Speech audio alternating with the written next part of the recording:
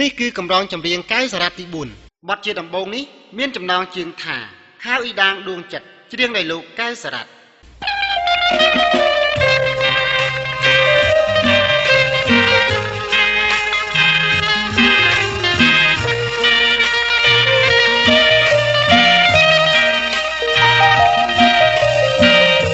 រសៀលរយំល្វើយល្វើយខៅអ៊ីដាងខ្ញុំមកកាលដើមឡើយស្និទ្ធឈឹងឥឡូវប្រែខ្លាយរំមួយតូចច្រឡឹងកេងកាយដៃរំពឹងថានឹងមានរាំងថ្មីចំណោបក់មករំភើយធំលំលើរុកទៅជាតិជាតិជ័យចាញ់ចាំងដូចពេជ្រលេចពីពេទ្យលោកកាយដងដាលគ្រប់មកវិស័យរាល់ថ្ងៃយើងបានសប្បាយសម្ពោធម្មជាតិព្រៀបបានសវណ្ណបីដូចដួងច័ន្ទតែរះពេញបរមីតារីសុភាយដល់រាយដណ្ដាលទ្រូងព្រៃខាងដូចកលយាននៃ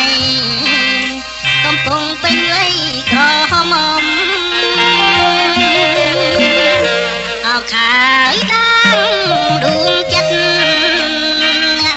ផ្ដល់ជីវិតឲ្យយើងបានសុខមយើងផុតទុក្ខភ័យរីករាយរស់ក្នុងជំរំ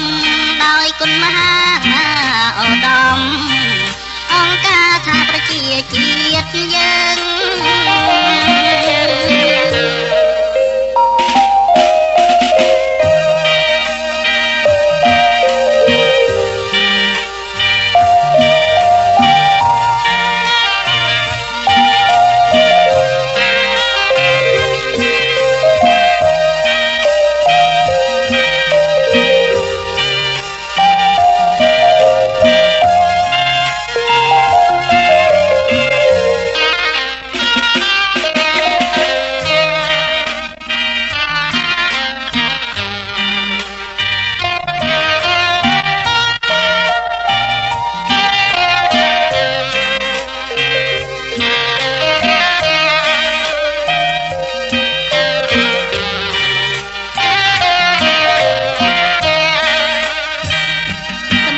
ធម្មជាតិព្រៀបបានសវណ្ណបីដូចដួងច័ន្ទតែរះពេញបរមីតារីសុភាយដល់រាយដណ្ដាលទ្រូងព្រៃខាងដូចកលយាននៃកំពុងពេញវ័យក្រហម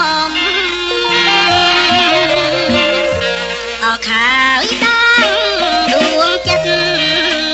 នឹងផ្ដល់ជីវិតឲ្យយើងបានសុខមយើងផុតទុក្ខភ័យរីករាយរស់ក្នុងជំរំដោយគុណមហាឧត្តមអង្គការថាប្រជាជាតិយើង